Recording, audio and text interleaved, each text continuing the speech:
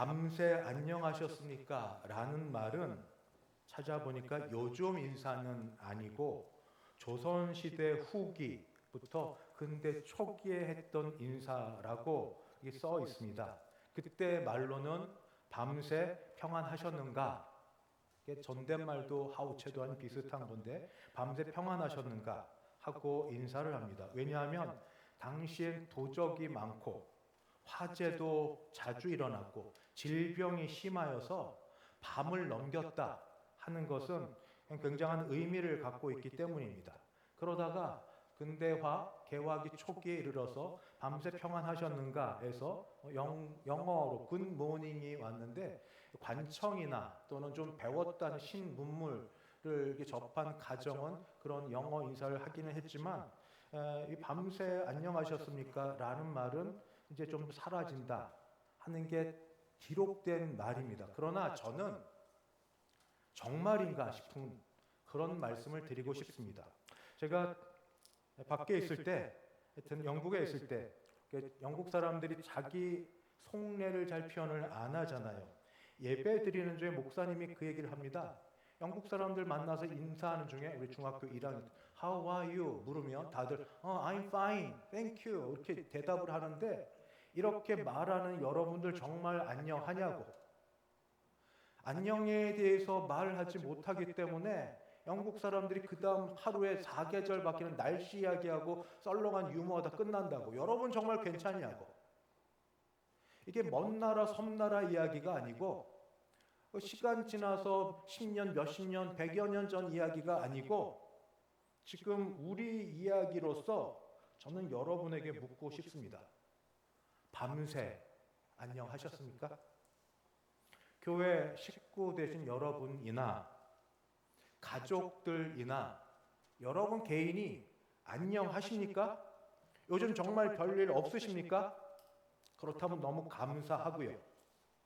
근데 제가 경험하는 여러분은 저한테 전화 올 때쯤 되면 저는 굉장히 긴장이 됩니다.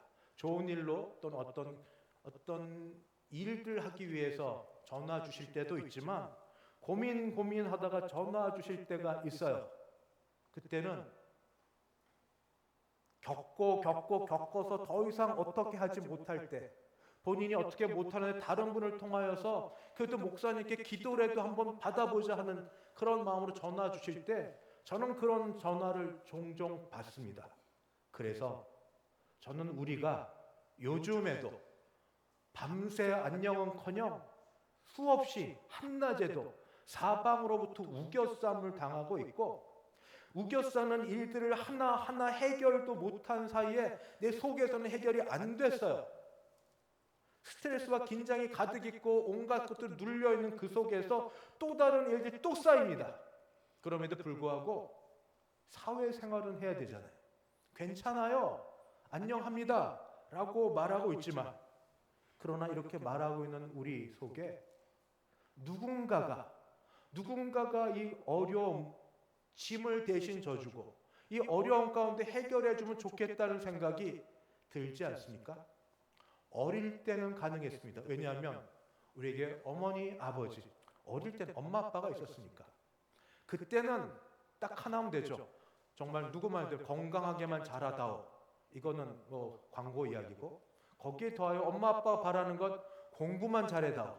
그 공부가 스트레스가 돼가지고 그게 힘들어서 그렇지 다른 인생의 짐 물론 나름 스트레스 많죠. 이것저것 많이 있겠지만 그래도 커서 온갖 일들에 개방되어 있고 노출되어 있는 지금만큼은 암만 생각해도 아니라 생각이 듭니다. 그래서 지금 여러분 모두 맨몸으로 맨정신으로 날마다 수없이 당하고 경험하는 어려움과 고난으로부터 누군가가 좀 나와서 누군가가 좀 와서 대신해서 그 일들을 짊어지고 거기에서부터 나를 좀 붙들어주고 건져내고 그렇게 하실 분이 좀 계신가? 정답부터 말씀드리면 있습니다. 계십니다. 그분이 누구신가? 성령 하나님이십니다. 성령 하나님. 그래서 저는 오늘 이 아침에 성령 하나님이 계시다. 성령 하나님이 우리의 모든 짐을 지시고 모든 어려움에 같이 동감하시고 지켜주신다는 말씀을 성령의 인치심과 보증하심이라는 제목으로 말씀을 드리려고 합니다.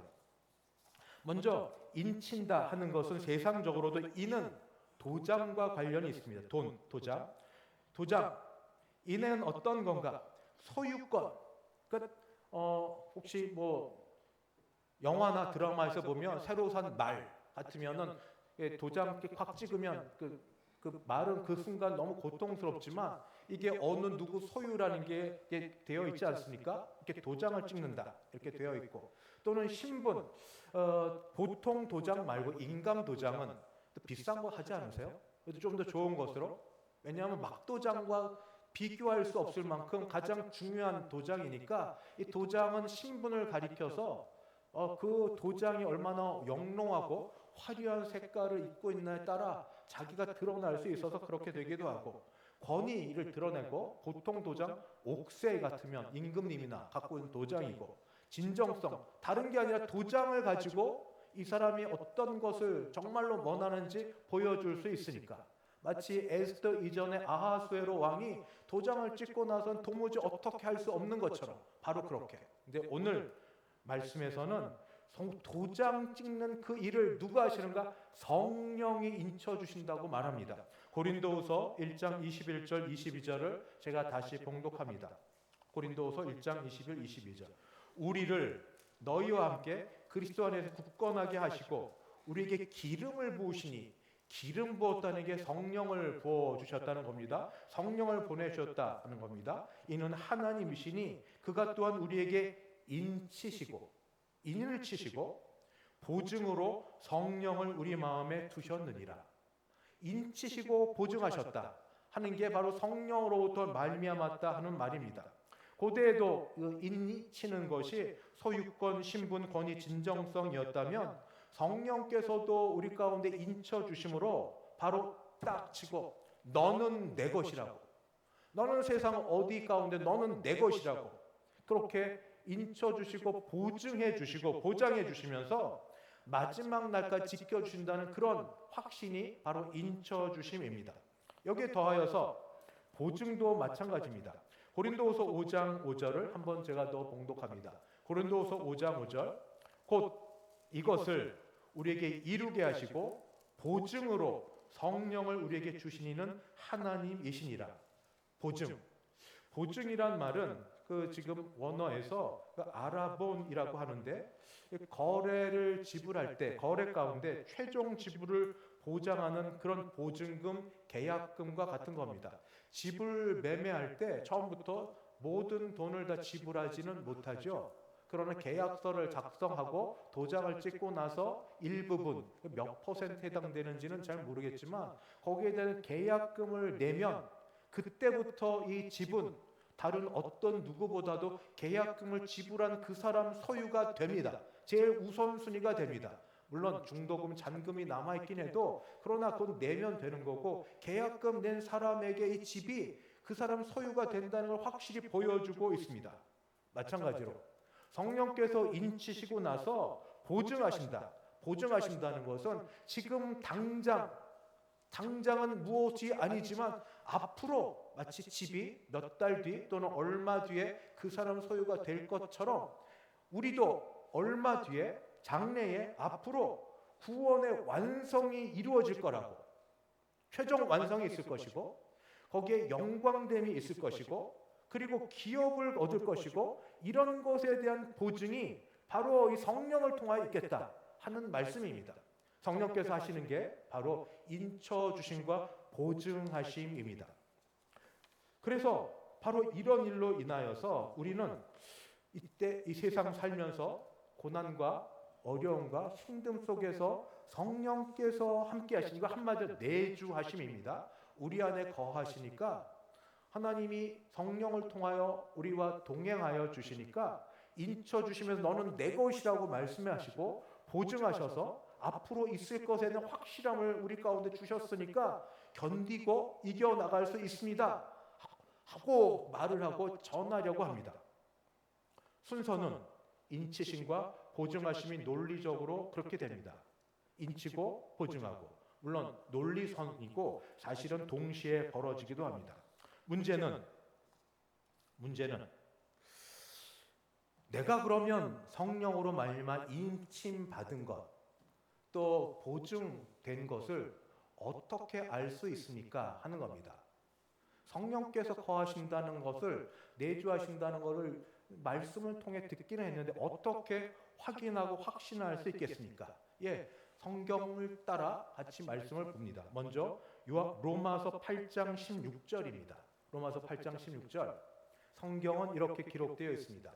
성령이 친히 우리의 영과 더불어, 성령 아닙니다. 우리의 영과 더불어 우리가 하나님의 자녀인 걸 증언하시나니. 성령이 친히 증언해 주신다. 내적 증거라. 성령께서 친히 증언해 주신다고 말씀하고 있습니다. 내가 친히 증언한다. 그 다음 한 번 더 말씀을 읽겠습니다. 그 내적 증언이 어떤 결과로 나타나는가? 갈라디아서 4장 6절 말씀입니다. 갈라디아서 4장 6절 제가 봉독합니다.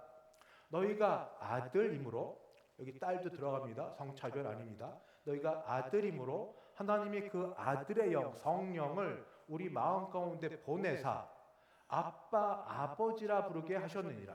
성령이 우리 가운데 거하시기 때문에 우리가 그 결과로 하나님을 부를 때 아빠, 아버지라 부를 수 있다라고 말하고 계십니다. 이것이 성령이 우리 가운데 거하신다는 증거입니다.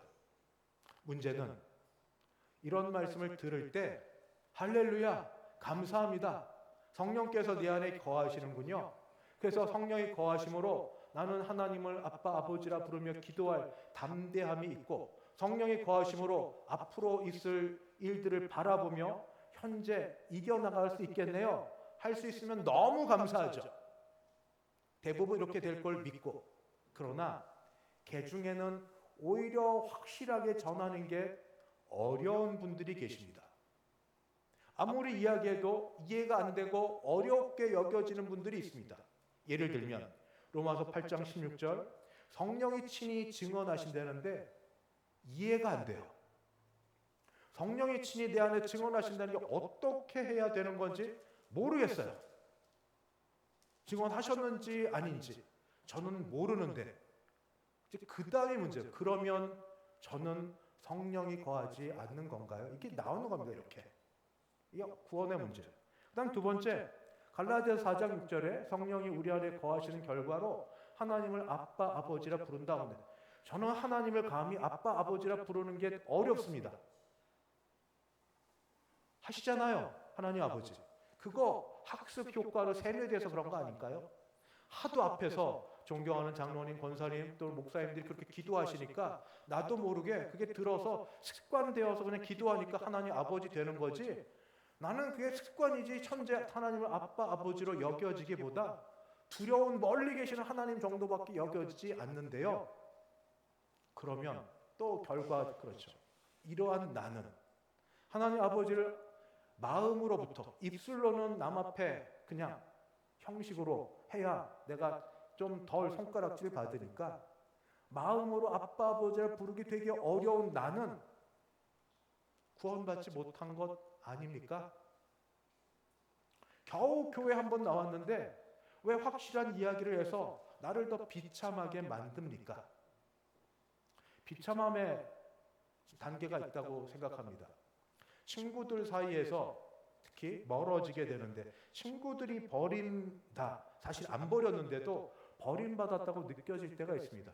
그거는 이해관계를 따라 친구가 사귀어졌을 때 그렇게 되고, 형제들 사이에서도 버림받았다 느껴질 때가 있습니다. 이거는 경쟁 때문에 그렇기도 하고 시기 때문에 그렇기도 하고 아닌데도 본인이 이렇게 느낄 수 있는 겁니다. 실제이기도 하고. 어쨌든 근데 점점 갈수록 어려운 게 부모가 나를 버렸다. 실제로 그런 일이 있기도 하지만 정서적으로 부모님의 기대치가 있고 부모가 바람이 있고 한데 어느 순간 너무 말 안 듣고 그래서 부모가 고적에서 파버려 뭐 이런 말을 한다든지 넌 내 자식 아니야 이런 말을 했는데 부모는 그게 진심이 아니죠. 듣는 자식은 진심입니다. 그래서 그렇구나. 그게 마음에 꽉 잡혀가지고 돌덩이가 돼가지고 무슨 일이 생기기만 하면 그렇지, 자식 아니니까. 뭐 이런 생각으로 가득해 있는데, 그래도 최종 보루는 뭔지 아세요? 신앙이라고.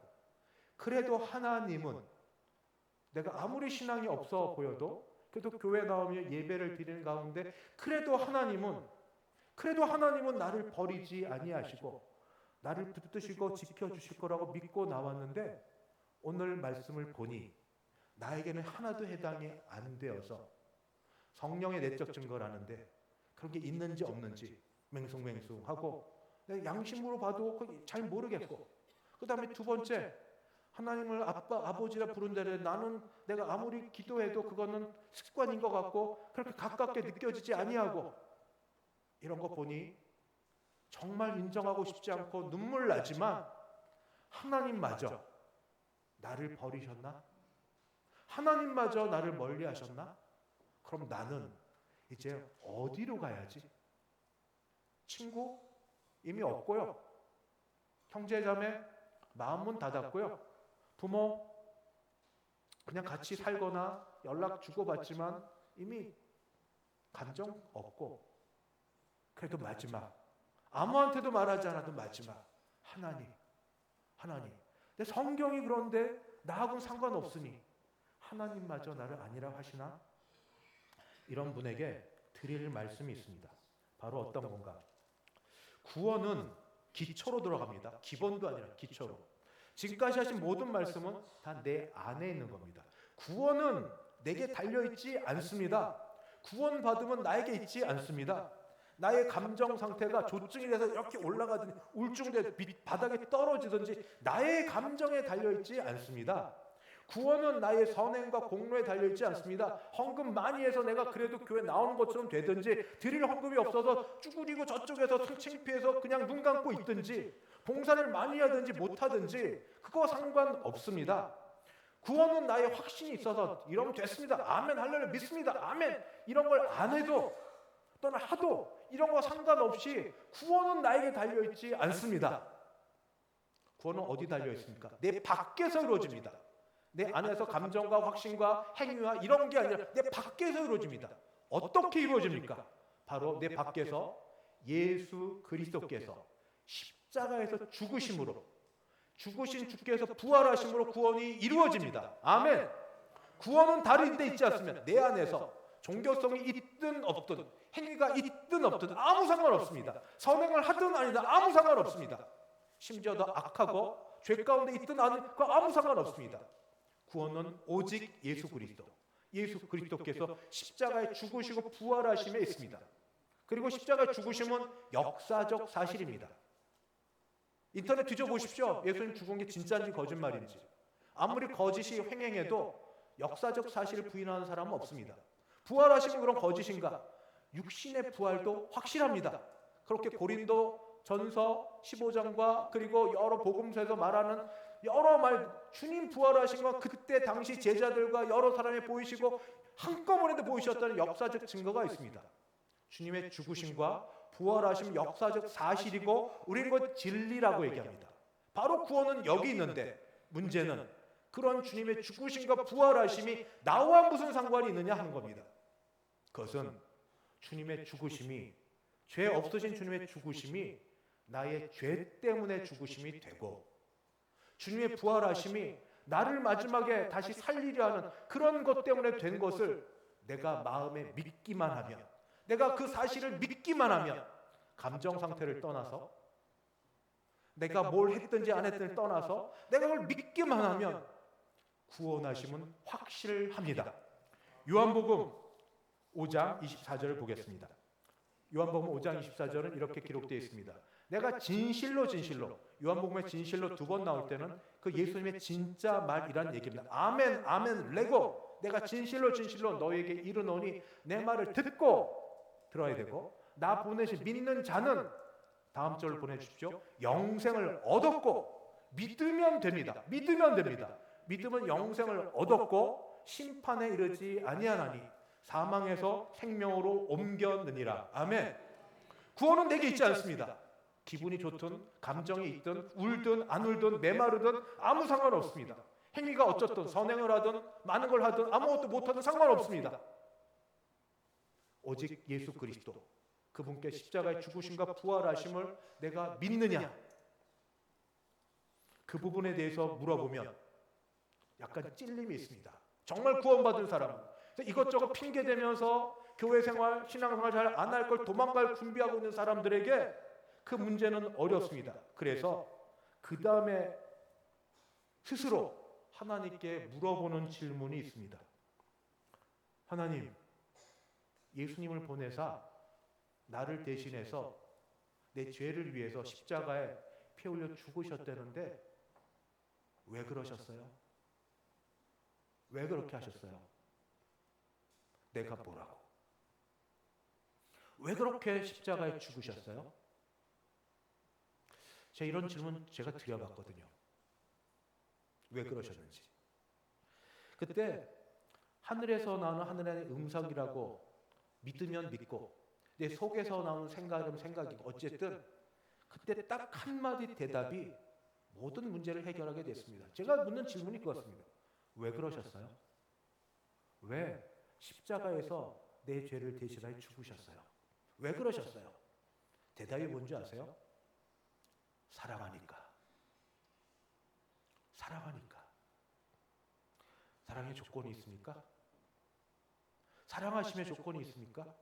그냥 사랑하시겠다는데 사랑하시니까 하나님이 세상을 이처럼 사랑하사 독생자를 보내주셨으니 그 아들을 보내시고 아들을 죽게 하기까지 사랑하시는데 하나님이 사랑하셔서 여러분 이 좋은 날 놀러가기 좋은 날 교회 안 오시고 왜 여기 오셨어요? 뭐 볼 일이 있어서? 세상 더 좋은 데 많은데 저는 그렇게 믿어요. 하나님이 사랑하시니까.